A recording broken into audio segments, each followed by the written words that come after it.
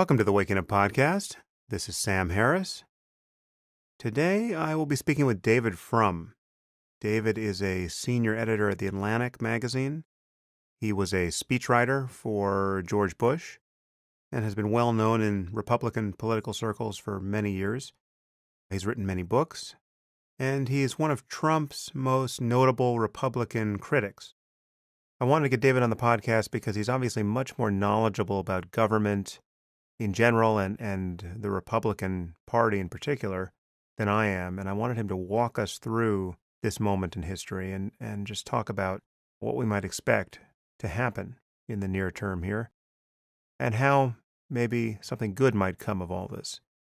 We don't say much that will be viewed as charitable toward Trump, but if you listen to the podcast, you'll hear that we really do our best to be even-handed. That doesn't paint a rosy picture, you'll see, but David's conservative bona fides are beyond dispute, and that makes his opinions about Trump and the people around him and the Republican support for him all the more incisive. So without further preamble, I bring you David Frum. I am here with David Frum. David, thank you for coming on the podcast. What a pleasure to be here. So listen, we've never met. It's great to talk to you. I've been a fan of your work for quite some time, but my appreciation for you has just gone up by a factor of 10 in recent months, seeing your opposition to Trump and just imagining what your experience is like holding the line there. So I want to get into that. I want to talk about Trump, obviously, and the state of our country and the state of the media, but the challenge for us, given that we're going to agree so much about the problem here and given how much we each hate Trump, the challenge is really for us to say something that could conceivably persuade someone who doesn't already agree with us. I don't want us to just be indulging confirmation bias here or just rattling around our own echo chamber. I'd like us to be on our guard against exaggerating anything, and I really want us to say things about Trump and about the current situation that are as fully defended as possible. So with that in mind, let's just start with, can you summarize your political background and background as a writer so people who are less familiar with you can be up to speed? Sure, and those are great cautions, and thank you for the generous welcome. It's really wonderful of you to say that. I really appreciate it. And maybe to answer your question about not getting bottlenecked, maybe after I give that introduction, maybe the place to start is like, I'm going to present some things where I think Donald Trump is saying some things that are worth hearing, some things that are true, and where he's maybe, if he's not right, he's on to something important. But here's my background. I was born and grew up in Canada, in Toronto. My mother was a quite well-known Canadian journalist, in fact, a very well-known Canadian journalist, a host of a radio show called As It Happens in the 1970s, and she went on to host a program called The Journal, which was the CBC's Canadian Broadcasting Corporation's main late-night face-to-face television talk show in the 1980s. She died in 1992, age 54. An extraordinary career and much missed, and a huge influence on me. I graduated from college in 1982. And I was very caught up in the politics of that time. The class of 1982 these are people who had grown up during the chaos of the 1970s, caught up in the Reagan moment. And I think to this day, we are probably the most Republican-oriented cohort of people who are not absolutely old. And so that was a huge influence on me. I worked for many conservative magazines over the years, National Review. I was on the editorial page of the Wall Street Journal. I worked for conservative think tanks, the American Enterprise Institute and the Manhattan Institute. And to catch the story, I'll skip over most of the earlier parts, but to catch the story up into the more recent times, in 2001, I joined the staff of the George W. Bush White House. I worked as a speechwriter there for 2 years. After that, I departed and wrote some books. I read a history of the 1970s called How We Got Here. That was published just before I went into government. I wrote a memoir of my Bush time. I've written about 8 books altogether, including most recently a novel of all foolish things. I went to work from the Bush administration at the American Enterprise Institute, where I did a lot of work on the need to understand the consequences of the failure of economic expansion to pay off for middle-income people. I wrote a book about that was published in 2007. And I started a website on that subject called From Forum that flourished from about 2009 to 2012. I think I obviously overdid it because I got sacked by AEI in 2010 Hmm. for going a little too far. I was kind of disgruntled about that at the time, but in retrospect, I think if you drive through enough red lights, you can't be angry if the state trooper writes you a ticket. And have arrived at the Atlantic, where I'm senior editor. I've been working here since 2014, and I've written a number of articles on all of these various subjects and continue to write on the Atlantic website almost every day. You've done some amazing journalism there with respect to this current moment. There's one article that has got to be among the most viral in recent history from the Atlantic. The title is How to Build an Autocracy. So many people have been talking about that. I actually want to ask you about the good case to be made for Trump, if there is one, but let's hold off on that for a second. There's one sort of scene setting question that I'd like to ask you here, kind of a personal one, what your experience has been taking the stand that you have, because you're among the few really prominent conservatives who came out against Trump early and stayed against him. I put, Bill Kristol and David Brooks and I guess Bret Stephens of the Wall Street Journal in that category as well.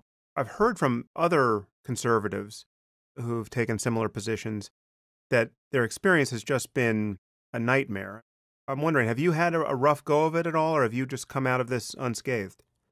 First, I can't complain compared to what anybody has to put up with in a genuinely unfree country. It's nothing. Second, I would say, you remember that saying, "If you want a friend in Washington, get a dog." Right. I have two. I have two dogs, so I got good friends. But more seriously, actually, I think I've gotten off quite lightly compared to some other people, and that was maybe due to the experience I mentioned in the setup bit, where I've been through this before. This happened. I went through this experience in a much more traumatic way between 2009 and 2010. And at that point, I was concerned that the then new Tea Party movement was way too radical, way too hot. And I urged a more restrained form of opposition to President Obama. The article that got me fired from AEI actually was one I'd been writing through 2009 and 2010 to those conservatives who imagined that by stopping the healthcare law, they would destroy the Obama administration. Please remember, the Democrats have also seen this movie. They know how it ends if they don't hold together. They will hold together. They will pass this law. And so the smart thing to do is to negotiate. It's full of things that you don't like, but it's also got things in it that you should like. So this is a time to do business, Right. to negotiate, because this law will pass. And if it passes over your opposition, you will be spending the next quarter century trying to fix things that you could fix for the asking today. On the day the law passed at the end of March, or it didn't, that it overcame the last procedural hurdle, after which it was a clear shot toward the president's signature, and that was the end of March 2010. I wrote a blog post on my site called Waterloo that said people like Jim DeMint had promised that by breaking this law, they would deliver a Waterloo of defeat to President Obama. This is the Waterloo, indeed, of the radical Republican opposition. This law will never be repealed. I still hold to that prediction. Yes, Republicans will do well in 2010, but legislative majorities come and go. This law is forever. And the radicals led us to disaster. And after that, I went through the experience that many of my anti-Trump conservative friends are having now, of true social isolation, true accusations of betrayal, saying, the only reason you say this thing is because of those legendary Georgetown cocktail parties, and anybody that radical critics always presume that people would pay any price to attend. They're not so great. And I went through that experience. In fact, for me now, what on a personal level, I find I've been operating this little lemonade stand by the side of the road, and I'm now seeing a lot of people stopping by to buy lemonade. So it's actually been a kind of congenial experience. And I've had this kind of grim amusement, not surprise, of seeing that a lot of the people told me in 2010 that by saying we should try to come up with a market-centered approach to universal healthcare coverage, that I was a sellout with that principles, they are now working for Donald Trump or apologizing for him, and a case where there is no principled case for doing this. And that has been a kind of grim amusement to watch that. Yeah. Well, what was your experience watching the actual election results come in? I was totally surprised. Totally surprised. I was in Canada. I was on the set of the CBC News. They had a panel covering the election results, and I was stunned. They were not what I'd expected. I've been quite sure, for example, that Trump could not break through in Michigan because of the high levels of minority vote in that state, but he did. So I was blindsided. I was up till 3 o'clock in the morning that night. It was an overpowering thing. I was actually coming out of a TV studio at 3 in the morning with the streets deserted in Toronto, a foreign city, and walked back to the hotel I was staying at. It was really cold, but I walked anyway, and you just felt like there had been a chapter in one's life and human history had just Mm. turned in a way that I knew then was not going to be good. Nothing good was waiting for us. We're going to get into the dark side in a moment, but to start and to be as generous as possible without being delusional, what is the smartest case you have heard in defense of Trump? If you had to give the most respectable case for having supported him until this point and for continuing to support him even now, what is that case? Well, Donald Trump got and even continues to get three big things right that the rest of the political process had tended to ignore. The first of those things is the crisis in what is happening in American rural life. Donald Trump uses the phrase inner city a lot when he wants to convey trouble and drugs and crime and despair. But actually, American center cities are having an amazing revival almost everywhere, even in some pretty hard pressed places like the Clevelands and the Philadelphias. The center cities are doing fine. Where you see real trouble is in the small towns and rural areas. Drug abuse and Mm. family breakdown and levels of imprisonment, signs of social dysfunction that you would associate with the beginnings of the crisis in Black America in the 1970s. And Donald Trump went to those places and channeled the unhappiness of those people who, a lot of the rest of the political process have tended, they should just move. They should just, move to Brooklyn and serve coffee. Hmm. He understood them and intuited what they were about. And that is really important. They have not been heard and they needed to be heard. The drug crisis in America is a rural phenomenon as much or more as an urban phenomenon. He got right that we have had a series of beliefs about trade that grew up in the days when we were building a trade system that included fellow democracies, and then the Pacific Rim countries that maybe they weren't always democratic, but at least they were small. Places like Taiwan and Singapore, they weren't at the time we brought them into the World Trade System, not democratic, but they were not also so big as to make a difference to anybody else. And then we applied all of those ideas to China's arrival into the world economy. Mm. And it has not worked in the same way. That we have had chronic and massive trade imbalances with China, and those have caused real, harsh, ongoing dislocation for a lot of Americans who work in traded sectors. And while we talk a lot about, well, the winners will compensate the losers and we can retrain people, we don't do anything about that in proportion to the severity of the shock. And Donald Trump was talking about something important when he talked about the trade arrangements that worked in the past have stopped working for a lot of Americans since the year 2000. And the third thing I think where he perceived something true and made a real contribution was on the immigration issue. Immigration is described by economists as the only policy that has no costs, only benefits. Well, that's not true. It has large costs. They're invisible to those of us who talk about it because we don't pay them. But the costs of immigration, both economic and cultural, are heavy. They fall on the bottom 30% or 40% of American society. And even discussing those costs has been so beyond the pale in the media mainstream and the political mainstream that this issue just was waiting there for somebody to talk to it, and Donald Trump did. Right. There's another case that people tend to make. I grant all of that. I think all of that is interesting, but none of that suggests that Trump himself would be the right person to implement any changes in any of those three areas. One argument I keep encountering from reasonably smart people or ostensibly smart people in defense of Trump, the man, really, and all of his erratic unprofessionalism, as was totally on display in his last press conference, people seem to think that there's something about him being a little nuts or seeming a little nuts, which in just a purely game theoretic way could turn out well for us, both domestically and as a matter of foreign policy. Domestically, we have just this ossified political system with vested interests and bureaucracy and deep state, and he is like a wrecking ball that is just swinging through that and clearing out the mess that it would take someone like Trump, perhaps someone as unhinged as Trump, someone as narcissistic as Trump, to do that dirty work. And as a matter of foreign policy, it could be advantageous, again, just along game theoretic lines, to have a bull in a china shop, right? Who will break the right stuff and who will keep our adversaries on their toes, because now they're dealing with a genuinely erratic, not always rational person. And so we could expect our adversaries, like North Korea or Iran or even China and Russia, to be somehow more compliant. Does any of that make sense to you?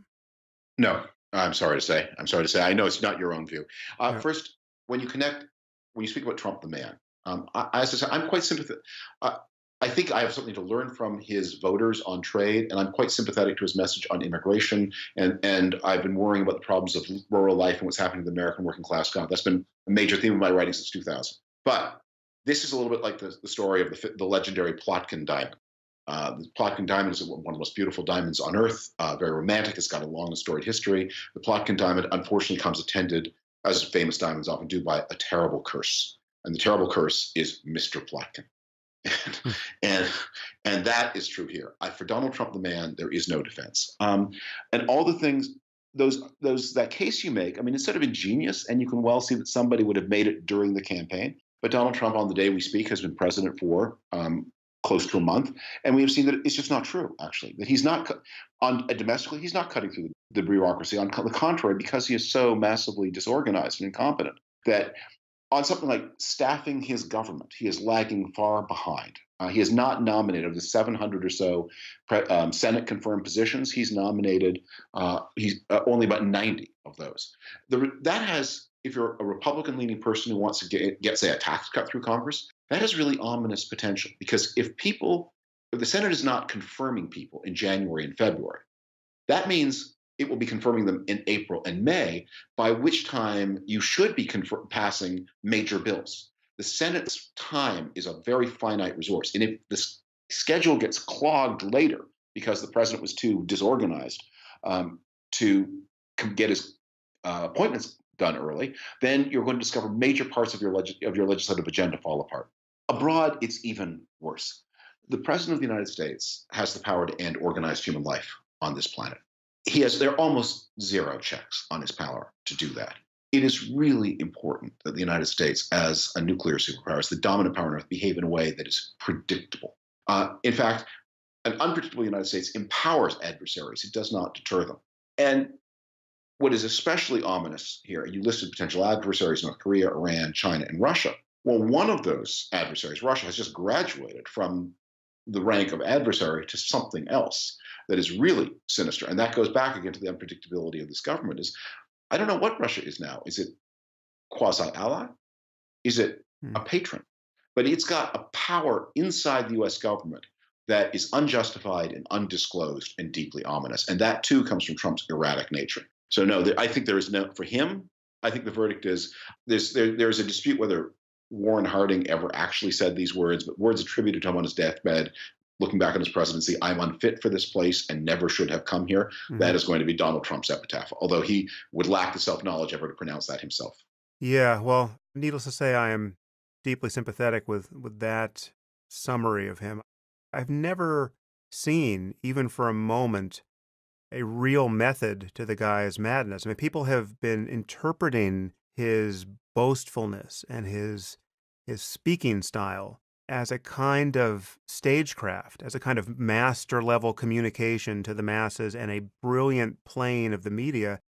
I have just been seeing the ejaculations of a disordered personality. I've seen someone who's so malignantly selfish and so uninformed, though occasionally he can string a few sentences together. At bottom, he is deeply inarticulate. I mean, he has a kind of confabulatory mind where he will get tripped up by his own word choices and take garden paths through his own mind that he was clearly not intending, right? He was not intending to speak of something, but the word just came out, and then he's off and running on that topic. Yeah. And this goes to questions of policy, it goes to questions of what our country will do next. It's terrifying to behold, but you have people who are enamored of an interpretation of this, which is not only exculpatory, but just praises the man to the skies as a kind of next level genius communicator. Well, the thought that you're in the car with a hopelessly drunk driver at the wheel is so upsetting that you want to believe that the driver must have some secret plan. But I do think there is some method to the madness. I don't think Donald Trump is a strategic visionary. He never has a plan. But what he is very good at in his business career describes, he makes impulsive decisions that are usually bad decisions. All of his shrewdness and canniness is applied after the fact. What he's very good at is having made a bad decision, shifting the cost of that decision onto other people, finding people to blame, finding people to cheat. He's very good at that. And he is a master communicator of a particular kind. He is so deeply aggrieved. He is so irresponsible that he's able to speak in ways that strike a chord with other people who feel those same levels of grievances. I am not in any way making a Hitler analogy here. I'm going to say, I may have occasion to say that more than once. As the analogy I often use is that people, one of the reasons to study history is so that you're not always making Hitler analogies and you understand that there are a lot of ways that things can be bad. You can be on a bad train, but it has many stops before you arrive at Hitler Station. Yeah. But one of the contemporary observers of Hitler's rise to power, an American journalist named Dorothy Thompson, wrote an essay in the early 1930s about who was susceptible in Germany to Hitler and who was not. And one of the things she noted was that happy people never became Nazis. And I think there's something Donald Trump, he's so full of bitterness and rage. And you look at the people in his inner circle. There's not a person in his inner circle, except for his daughter and son-in-law, and they have to be there. But there's not a person who's come into his inner circle who has a fully functioning personal life. They are all people who are full of rage. General Flynn, enraged at Obama for firing him from the Defense Intelligence Agency for incompetence. Steve Bannon, a man who obviously has tremendous rage and addiction issues, 3 marriages, 3 divorces. The others as well. And there are millions of people in America who say, you know what? I am just delighted to see Donald Trump be rude to the snobs. I don't care what he's going to do to me. It'll be worth it. Right.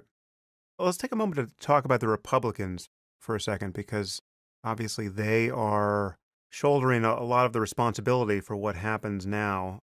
I'm by no means the first person to make this point, but I think it's very interesting and uncanny to consider what the world would be like if this situation were reversed. I mean, imagine if Clinton had won the presidency without winning the popular vote, and with evidence of assistance from Russia, right? The RNC had been hacked, and Clinton had delighted in this during the campaign, had even called for more hacking.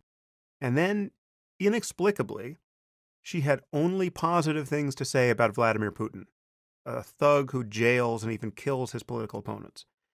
And let's say she's vastly wealthy, even more than she is, and yet known to have financial ties to Russia, right? And she's refused to release her tax returns, even though she promised to release them once her audit was over. But now as president, she's refusing.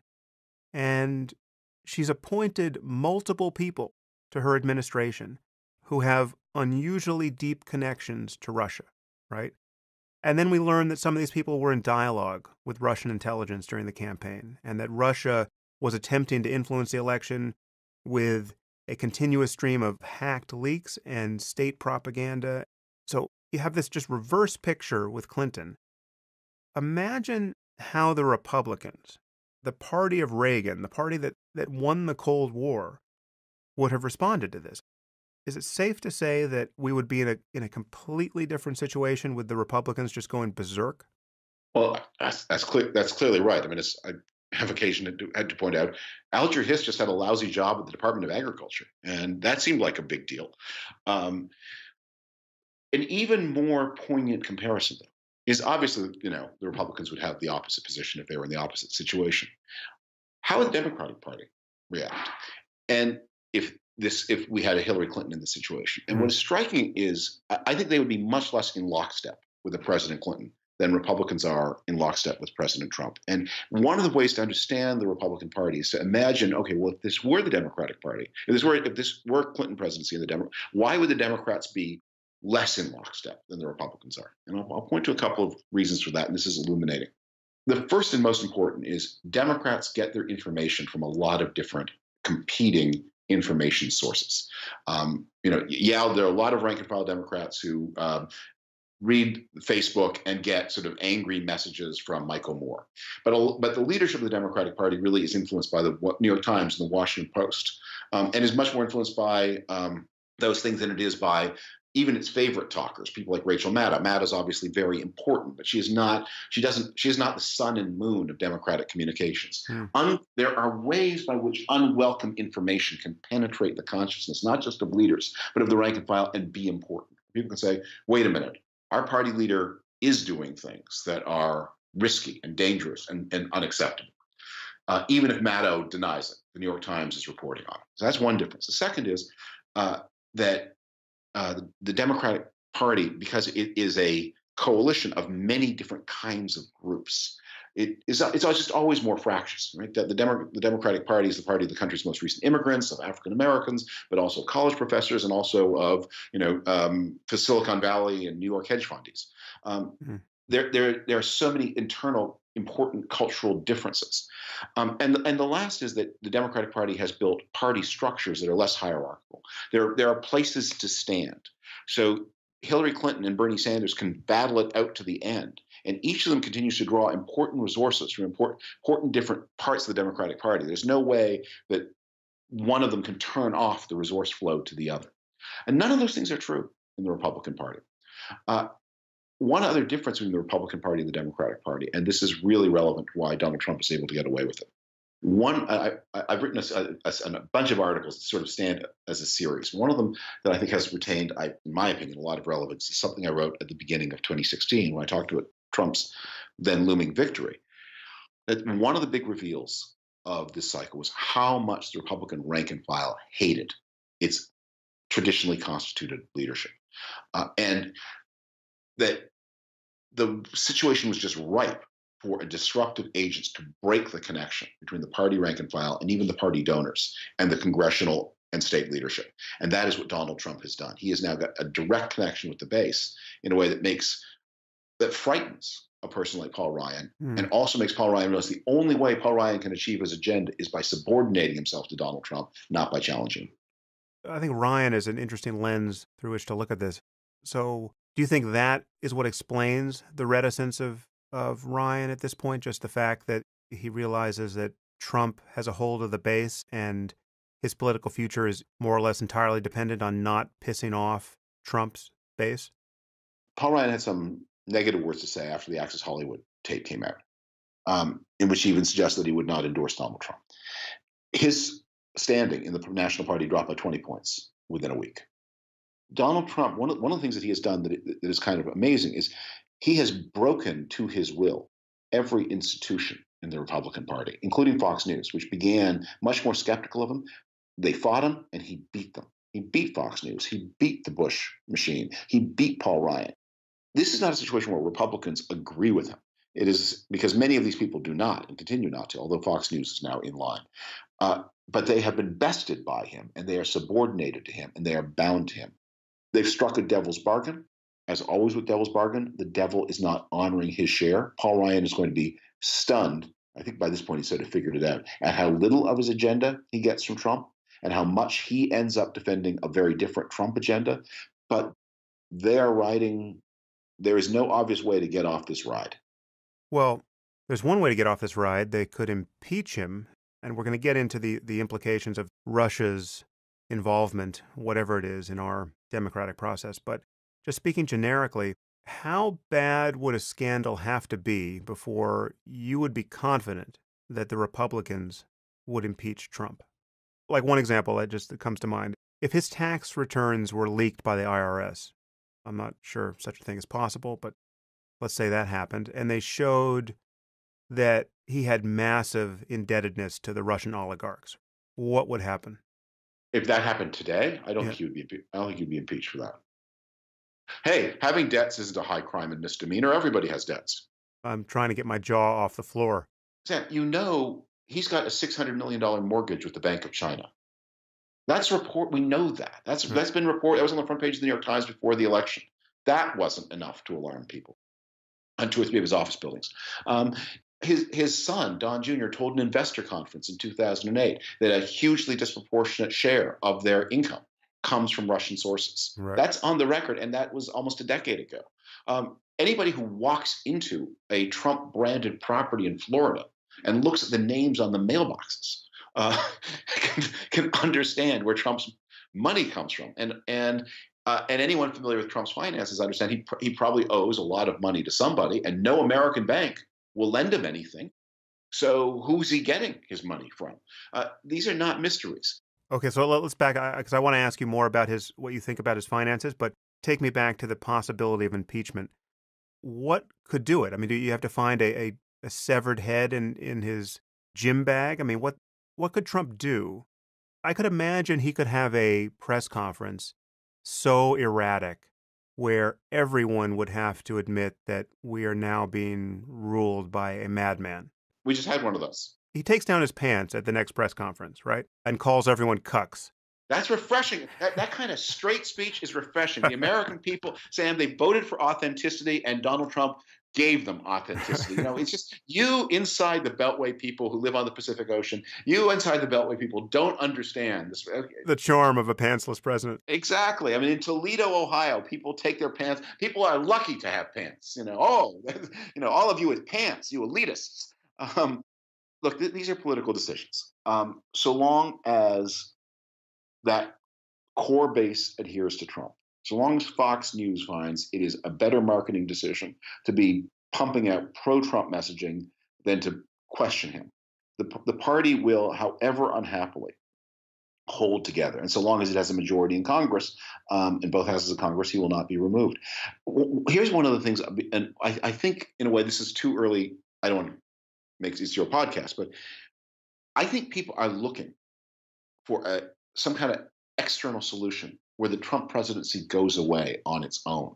Something happens to save us from this situation. And one of my big messages to people, it's the message at the end of my Atlantic article, is no one is going to help you. You have to do it. There is not going to be an impeachment. There's not going to be a 25th Amendment process. The Republicans in Congress are not going to spontaneously come to their senses. All the things you want them to know, they know. They've had private meetings with him. They know how crazy he is. And if they don't know how crooked he is, they have a pretty good idea. The line I keep using about Donald Trump is while there are many secrets about the Trump presidency, there are no mysteries. Everything you need to know, you know. Many things you'd like to know, you don't know. But the things you need to know, you know all of them. You know he's a crook. You know he is beholden to the Russians in ways he shouldn't be. You know he's surrounded himself with people who have no business being in government at all. And you know Paul Manafort has worked for the past 15 years with the Russian secret police to pillage the people of Ukraine, and then he made tens of millions of dollars for himself in the process. All those things you know. You may not know exactly to whom Donald Trump has debts and how much. You may not know whether he's bound to Vladimir Putin by blackmail or by hope of bigger financial gains or by a genuine spirit of admiration or by ideological. There are things you don't know, but the stories all know. So if you want to do something about this, it's up to you. And when I say you, I mean the people who are listening, and it's up to me. And we have to act. I think Donald Trump is in many ways God's judgment on us. Sorry, that's a forbidden word on this program. I beg your pardon. Not at all. I can take it in the spirit intended. But is a judgment on us for not being better citizens. And if we not being better consumers of information, not being more committed to the political process, not working harder to persuade friends and neighbors, it's sometimes, I mean, Len, I say this of myself too, that, to overcome your normal, to recognize the unique event where you have to overcome a lot of your normal political impulses. And if we're going to defend the country and the Constitution, we have to be better citizens. And no one else is going to do that for us. When you say it's on us to do what? Pressure Congress to act? I mean, is that what lever is within reach of people's changing opinions?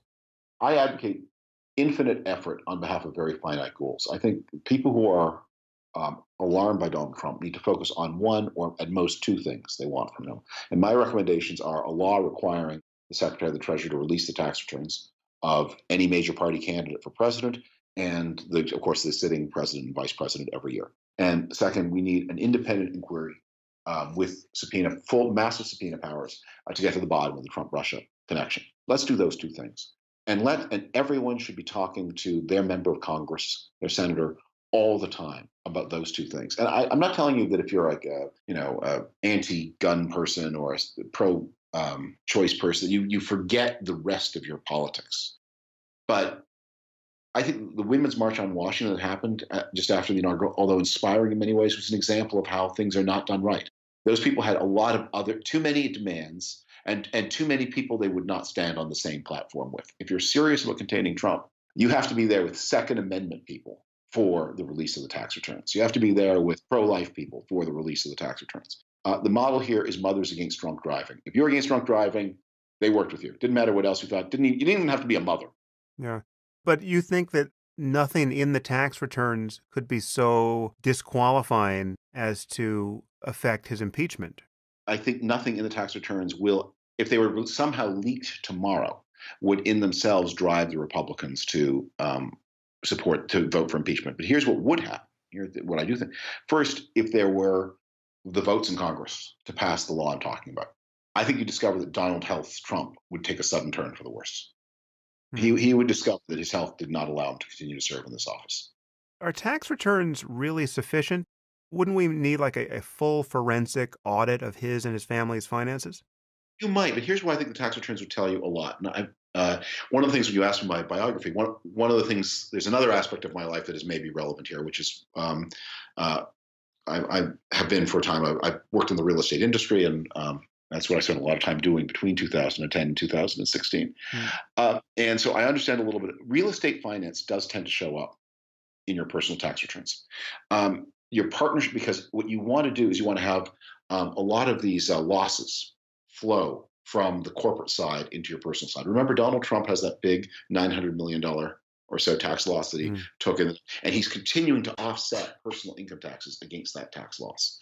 And that means it suggests it means that he's organized his affairs so that he is declaring partnership income and royalty income in the same places that he's taking these losses. And since the losses are on the personal return, therefore that's where those other income sources must be. And then and you have to do disclosures. By the way, another thing you're required to do on your income tax return is disclose any foreign bank account you have, over $10,000. So anywhere where he would have money, that would be in an annex. Now he may not have disclosed it, but then that would also be trouble. So I think we would learn a lot. You wouldn't necessarily learn the identity of all of his partners, and you wouldn't learn. And one of the things you have to do is not only declare how much money you have in a foreign bank account, but the maximum amount of money you had at any point in that year. When you talk about leaking the returns, I don't think the IRS would ever do that, and nor should they, of course. Right. But the one little glimmer, the reason we know about the $900 million loss is that somebody leaked his, I forget now what year it was, I think 1994, New York State income tax return. And what was interesting to me about that is it turns out leaking a federal income tax return, however it comes into your possession, even if you find it in the street, is a major crime for whoever released it. But it turns out that in New York, releasing a state tax return is not such a major crime. So whoever had access to that account, whether it was an attorney or an accountant or somebody else, or an attorney and accountant for Donald Trump's ex-wife, Marla Maples, who co-signed that return, they had the wit to know that releasing the New York State passage would tell you many of the things you needed to know about the federal taxes, but with much less legal liability. And there may be somebody out there waiting the moment to do that thing again. I'm sort of amazed. I mean, maybe I'm naive here, but I've been amazed that no business journalist has won his Pulitzer Prize by getting to the bottom of Trump's finances during the campaign. And it always seemed like he was very likely exaggerating his wealth by maybe even a factor of 10. Tim O'Brien, who was editor-in-chief of Bloomberg News, wrote a big book about Trump's finances about a dozen years ago and was sued. Trump lost. And in the course of the lawsuit, O'Brien did discovery and learned a lot about Trump's tax returns.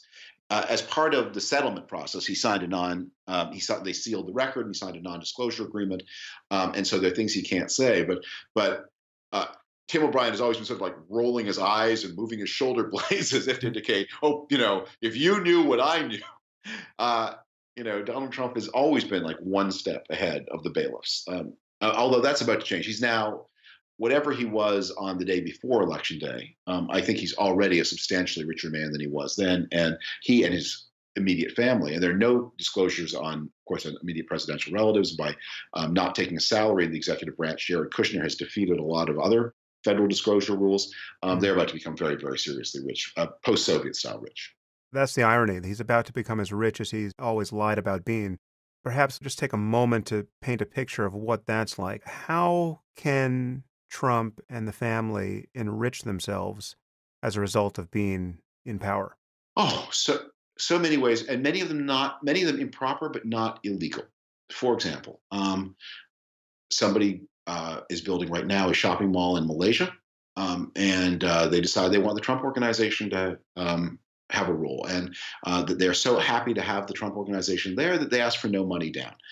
And what we'll do is we'll give you a 25% share of the profits. You pay out your nominal share of the investment from the profits when they arrive. Everything after that is yours to keep. We would never even know such a thing happened. And that would probably, unless you can demonstrate that there's a strict quid pro quo bribe, it's not clear that any of that would be illegal. The United States now has one of the loosest bribery laws in the developed world, especially loose after, you may remember the trial of Virginia Governor Bob McDonnell. No, but I won't hold that against you. Okay, well, the story starts boring, but it gets good, I promise. So McDonnell was the governor of Virginia. He had a patron who gave him and his wife a couple $100,000 of various kinds of benefits: cash, fancy clothes, fancy watches. And McDonnell, and then the patron ran a vitamin supplement company, and McDonnell arranged a series of meetings for him with important people in the state government, in which he would tout the state government should be including his supplements within the state's Medicaid and other insurance programs. McDonnell and his wife were convicted on something like 20 counts of corruption, and they were both sentenced to prison. He appealed to the Supreme Court, and the Supreme Court overturned the sentence. The law they made, the law had always been, you were guilty of bribery only if there was a quid, that is, you received something, there was a quo, you did something, and we could prove the pro in the middle. That is, that the favor, you could prove that the favor was done because of the gift. You couldn't merely point to the favor and point to the gift and convict the politician. You had to prove intentionality. So that's already incredibly hard. But the Supreme Court then said something else. And the quid pro quo had to persuade the politician to do what the court called an official act. And merely setting up a meeting with a state bureaucrat is not an official act, because that's just something the politician did as a politician and not as an office holder. So it is legal to take money and set up meetings for the guy who gave up the money if you, as the politician, are not the person who then says, okay, and here's the corrupt contract. That's on the bureaucrat. So in that Malaysia case I mentioned, it's going to be very hard to come up with a criminal conviction. Providing the Trump organization declares all the taxes and meets all of those technical requirements, a lot of this stuff may be legal. They're doing these things right now. This weekend, the two Trump boys will be in Dubai with millions of dollars in security costs of the UAE, Abu Dhabi, with millions of dollars in security costs to the taxpayer as a result, and they will be promoting a hotel property that they are opening there. Do you think the state government of Abu Dhabi is going to be looking with more favor on that project than it looked a year ago? Obviously. That stinks, but it's happening and it's not illegal. So this is not something that falls under the emoluments clause? But the emoluments clause is not self-executing. It is forbidden for people, for the president to take these foreign gratuities. But defining what is an emolument requires a statute, and there isn't a statute. And it's not clear who would have authority to bring a case, and it's not clear, by the way, the emoluments clause refers to princes or governments. It's not clear that the sovereign wealth fund of Abu Dhabi is covered by the emoluments clause. It's certainly not clear that the brother-in-law of the interior minister of Abu Dhabi, who's a private businessman, that he's covered by it. And by the way, and it certainly doesn't apply to the president's relatives. Right. Okay, so I want to talk about Russia and Putin and the leaks, but before we do, again, I want to just be as charitable as we can muster here. Is there anything to be said against the intelligence community's leaking this information about Flynn? And are we, who are now calling for an investigation, setting a dangerous precedent by encouraging such leaks and empowering these deep state actors to essentially hamstring any future executive in our government? Eli Lake wrote a column about this, which I guess referring to a very powerful column, saying that what the FBI or the CIA or whoever's looking into this matter is doing by leaking against General Flynn is pretty sinister because, look, people can be investigated for all kinds of things, which at the end of the process you realize they've done nothing wrong. And their reputation should not be destroyed in the process of an investigation. We expect law enforcement to keep quiet until they file charges. And if they investigate and find no basis to drop charges, even if they inwardly think that you maybe did it, that's not enough. A policeman thinking you maybe did it is not enough grounds to destroy your reputation. And in the case of Flynn, he's now going to be plunged into very substantial legal costs. So I get all of that. That said, these are not passive victims here. First, we are at a situation where the president himself has begun by making clear that he intends to upend the national security system of the United States because he keeps talking about how the CIA is defective and it's got all these problems, but he's full of people who know inconveniently much about his activities. And he's going to try to reorganize these services to quash them. And the president has a lot of power to silence these investigations. If it happens, if you're sitting at the next desk and you know the guy at the desk beside you has been working on the Trump-Russia stuff, and suddenly that guy is reassigned to Mongolia and his wife is reassigned to Vancouver, and they have to quit the service because of the terrible job they've just been given, you get the message. And they do that 3 times, 4 times, 5 times. If people don't get bonuses, and that's even before the Republicans pass a law, which is probably a pretty good idea under a normal president, to make it easier to fire civil servants, even before the firings actually start. Next, we are dealing with a government where the normal process of investigation is broken. Congress has made it clear they're not going to investigate the Russia connection in any meaningful way. There's not going to be an independent investigation. And these agents feel the breath of Trump on their neck. How much longer are they going to be allowed to continue investigating? At what point are their records destroyed? That many people in these services fear that is going to happen. And finally, I do think there's something, this is maybe an ad hominem point, but Donald Trump and Mike Flynn are not well situated to make the point that illegally obtained information should not be used. That was the basis of their final argument to the American people. Again, that's an ad hominem. Even people who violate the rights of others are entitled to have their own rights respected. Got it. Still, it's hard to feel sympathetic. There's a certain degree of hypocrisy that is hard to ignore in the interests of maintaining our institutions' integrity. I mean, this story about Russia's hacking of the election, and here I mean not hacking voting machines, who knows what they attempted there, but just the DNC hack and the effectiveness of their propaganda, and Trump's unspecified connections to Russia. This story was on the verge of going away, it seemed. People were seeming to forget that this had happened, and this is one of the most alarming things I can recall happening. There's nothing like this in our politics. So this leak brought that story back. So I guess my basic question to you is, what's the most sinister interpretation of Trump's entanglement with Russia that you still find plausible, and what's the most innocuous one?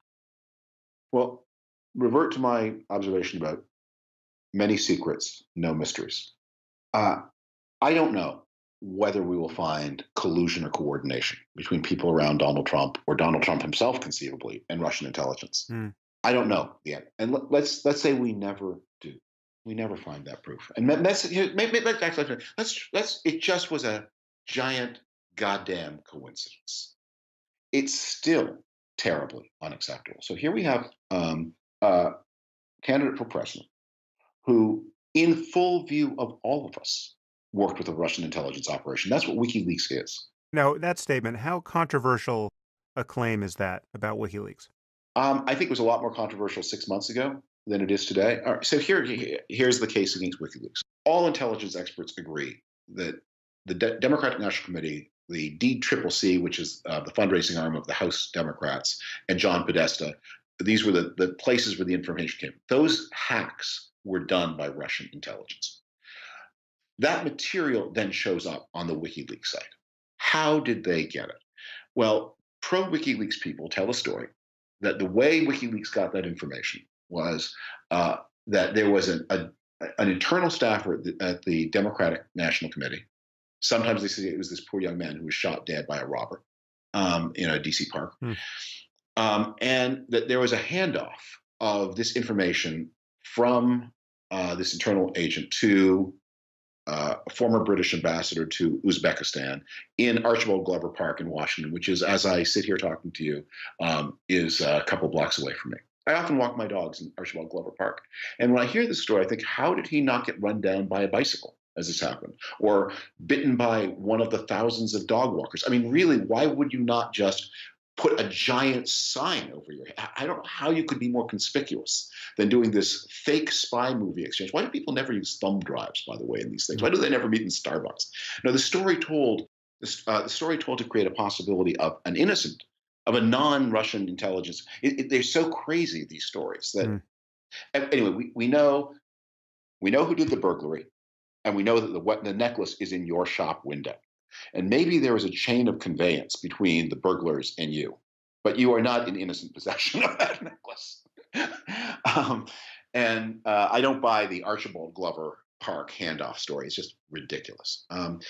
Okay, so, and we also know that WikiLeaks, there's a long pattern where WikiLeaks presents information that is convenient and useful to the Russian state. And what we also know is that they have, whenever there is any pressure on Donald Trump, they go berserk.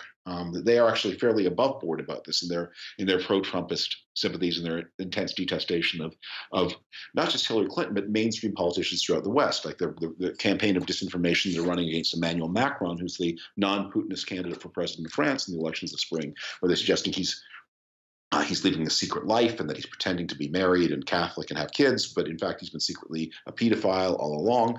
Anyway, so that all happened. So Trump praising WikiLeaks and urging the Russians to hack Hillary Clinton's emails more, and not speaking up on behalf of Americans whose rights were being violated by a foreign intelligence espionage operation. That all happened on television. We all saw that. That's not a secret. It's not a secret that when asked, would he honor, when the New York Times reporters David Sanger and Maggie Haberman asked him, will you honor the NATO treaty? He said, maybe I will, maybe I won't.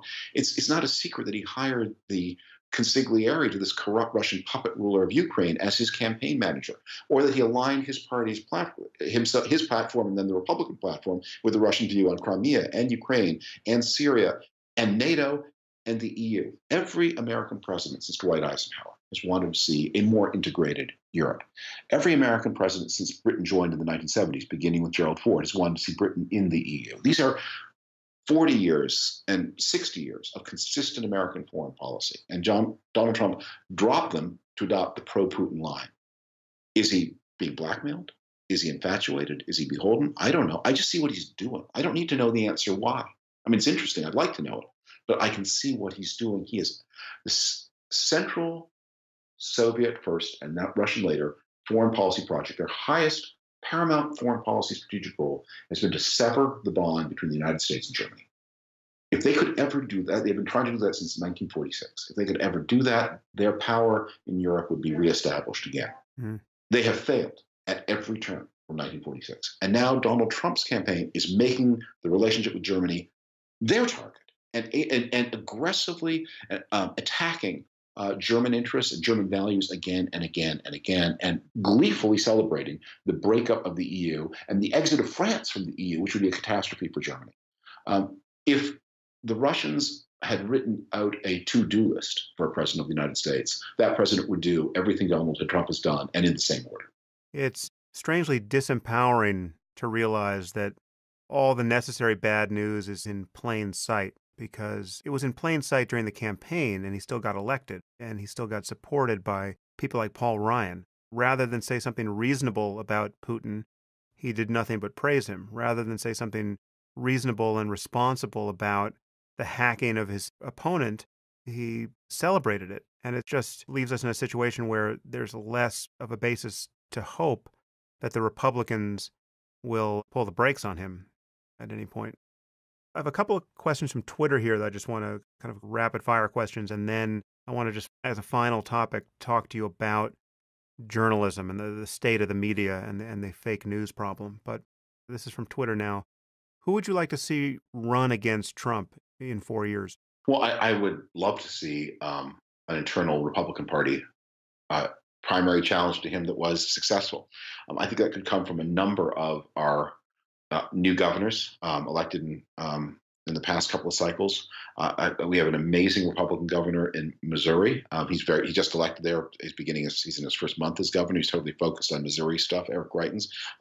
I think he's reform-minded. He's vigorous. It sounds like a joke. He's not only a Navy SEAL, not only a Rhodes Scholar, but a Jewish Navy SEAL and Rhodes Scholar. So I know that sounds like a knock joke, but it really happened. I did not know they made Jewish Navy SEALs. Rhodes, yes, exactly, but they did. And he's a wonderful writer. He wrote a wonderful book about a very winning book about his experience of surviving the Navy SEAL course.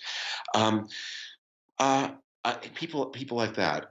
If there isn't a primary challenge, I have to say. Obviously, I would like if the Democrat that would put me in a position of having to vote for a Democrat for the second time in my life, which will be uncomfortable for me.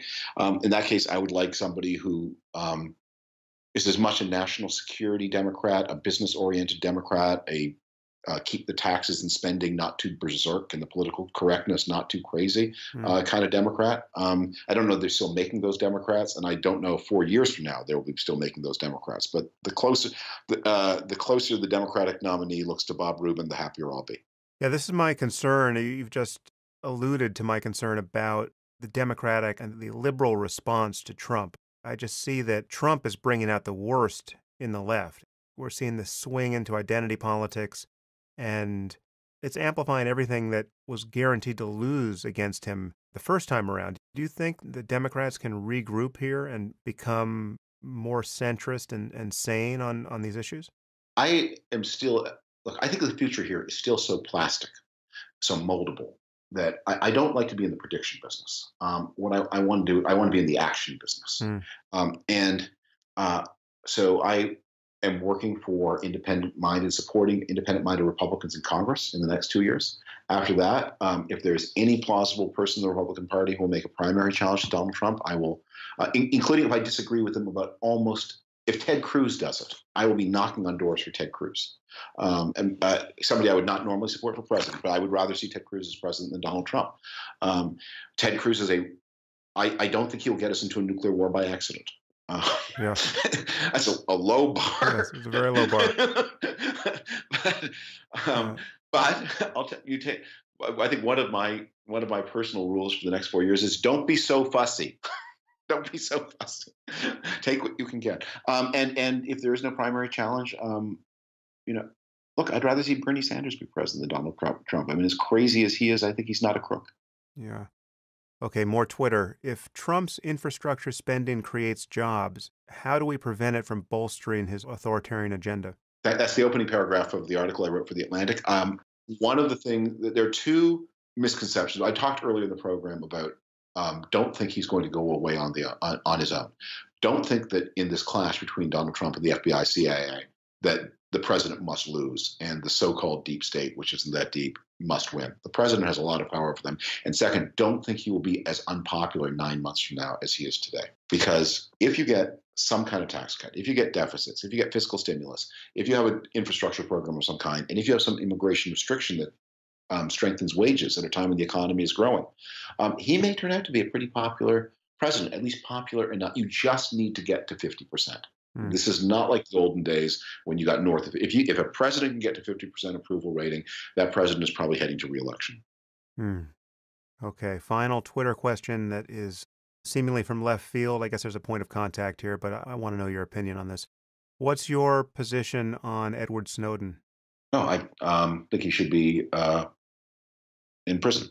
Yeah, I mean, I don't know. I don't know at what point in the process he became a tool of the Russians, whether he be at the beginning, the middle, or the end when he got asylum in Russia. But I know he has betrayed important American national security secrets. He has an excuse, as people who do those things always do. If you've got If you think that you've caught your government doing something illegal, you should put that information in the New York Times, not in the hands of Russian intelligence, and then you should stay home and defend yourself in court and prove to the country that you were right and the government was wrong. But if you give the material to the Russian state and take refuge in the Russian state, I have not a tingle of sympathy for anything you did, no matter how justifiable you claim it was. Needless to say, that only strengthened your conservative bona fides with our audience, which makes everything you've said about Trump and the Republicans all the more poignant. Let's just take a few minutes to talk about what's happened to journalism and how we fix it. Because I guess let's take this from the side of a rosy future. If I told you that over the next 10 years, we ushered in the golden age of journalism and that social media became an unambiguous force for good, and we just solved all these problems of fake news and misaligned incentives, and we had a truly healthy media landscape, how did we get there? Well, I think there are some grounds to hope that we will see some kind of renewal of national spirit because of the Trump presidency. I think that really is a possible thing. I see little spring buds everywhere around me. If you work for a mainstream media company like the Atlantic, we have never had more readership than we've had in the past few weeks. And not only readership, we've had a surge in subscriptions. People suddenly want to pay for journalism. They understand that if you don't pay for it, you get RT and InfoWars. Yeah. They're getting that. The New York Times is seeing apparently the biggest surge in its online traffic, its online subscriptions ever. And meanwhile, papers that have been less to the fore in telling the truth about Donald Trump, like the Wall Street Journal, have seen their prospects damaged. The market is saying we want truth and we'll pay for it. Now, there are limits here, but because remember, most people do get their news from Facebook. Facebook is the biggest and most important media company in America. And Fox News is going from strength to strength. And I think that's an unfortunate development. But I also see a real rise in civic engagement. You see these people who are coming to the town halls. That is tremendously inspiring. That's how you hold the authorities accountable. Go to their town halls, confront your congressman, and be respectful and responsible, but be firm. He works for you, after all. She works for you. So that's the scenario: is that this becomes a season of political engagement.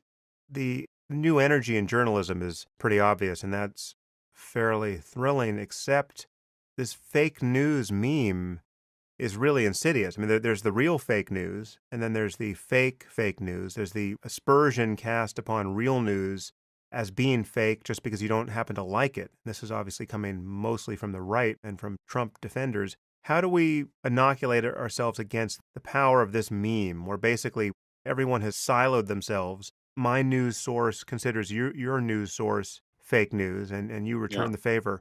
It should just be obvious that when the New York Times commits an error and corrects it, that does not vitiate the integrity of the New York Times for all time, and that certainly doesn't put it on all fours with some blog that is just manufacturing fake news. And yet that seems to be what has happened. There are people who just will not trust anything in the mainstream media now. What do we do with that? Good journalists make mistakes for the same reason that good scientists often get things wrong. The truth-seeking process, and you've written about this, the truth-seeking process is not one where you start, if you knew it already, you wouldn't need to go seek it.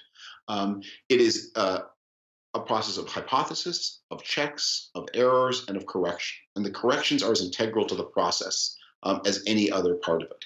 And that's the difference between, and of course, and we all have our biases. The New York Times certainly has a lot of biases both in terms of what they select. I think in retrospect, people will look back on the New York Times coverage in 2016 and would say, in the face of this slow-moving catastrophe that was what Donald Trump was about to move to America, did you really have to print 80 articles or whatever it was about transgender rights? That was that was your news. That was your great crusading cause in the year 2016. You joking? They have biases and imperfections and flaws, but they're in a different business from the deliberate production of propaganda, which is the Fox News business, or the construction actually of lies in order to have political effect, which is what RT does. And those are differences. How do we get past that? Your question contained the answer, which is we wish it were true that the reason that we are polarized in our opinions is because we have different facts, and if we'd only somehow agree on the facts, we'd have the same opinions. As you know, that you frame this, in my opinion, exactly correctly. We start with the different points of view, and then we go find the different facts to support our point of view. So the answer to this problem about media is embedded in an answer to our society, that we have to find some ways to make American society more cohesive. And I have my thoughts about that. They're probably somewhat different from your thoughts, but a more effective and cohesive society in which more people feel they are full participants will be, I think, less vulnerable to this kind of disinformation. So when you say your thoughts are different from mine, you picture some significant role for religion here to bring people together? Religious institutions are important. I think a slowdown in the rate of immigration is important. We have to be, I think, that as society becomes more diverse, it becomes less mutually trusting. Think that politics comes to feel more and more like a zero-sum game. I think we need to see an acceleration of economic growth.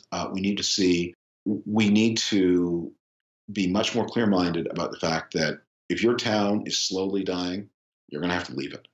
We are not that the people must move to the jobs, not the jobs to the people. This has nothing to do with Trump.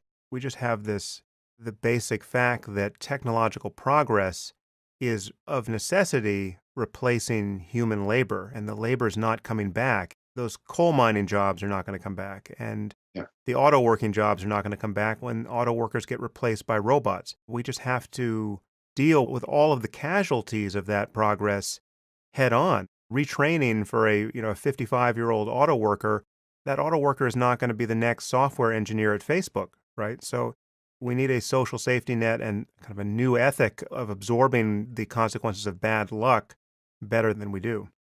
Well, this takes us very far off topic, but some of the answers to this are contained on the left.